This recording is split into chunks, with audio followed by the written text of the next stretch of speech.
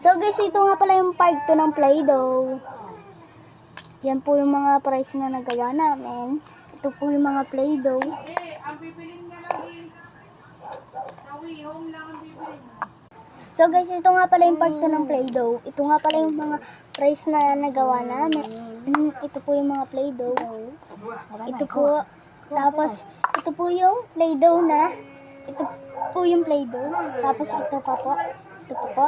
Ito ang white, tapos Dami po po itong kami white Play-Doh. kasi ni Kuya Prince. Gagawa na po kaming price. Tapos yellow sa... Tapos gagawa pa kami ng... Kasi gagawa pa kami ng price. Gagawa pa tayong price. Lalagay kita sa una, katakin mo ngayon. Kaya nga, gumagawa na po kami ng price. Eh. Dami na nga po kami nagawa. Eh. Kasi gagawa pa kami. So guys, tinanggal ko yung buhok na ano siya.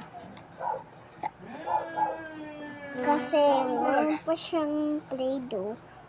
Ito mga iba-ibang kulay.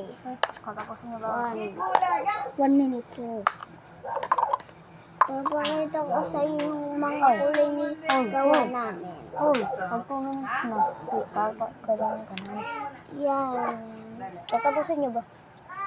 Tatapusin namin kasi ano, Price! Sabi niyo. Ang dami na po namin nagagawang price. Sino po ako? Huwag po niyong kalimutan mag-subscribe at like. Pag po tapos na, mag-subscribe po kayo at like. tapos ano, pili po na kayo ng ganito Play-Doh.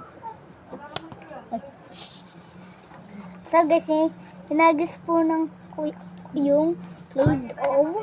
Tapos po, ito po yung kuya ko. Ayaw po niya magpakita. Kasi po, ang hiyain niya po. Nagtutrip ba kung ako? Mama pa. Tapos ano, si Ate Pepe po to, si Kuya Prince. Tapos ako si Rana. Kuya, dapat Kasi ikaw magpapakita ano, ng mga Play-Doh.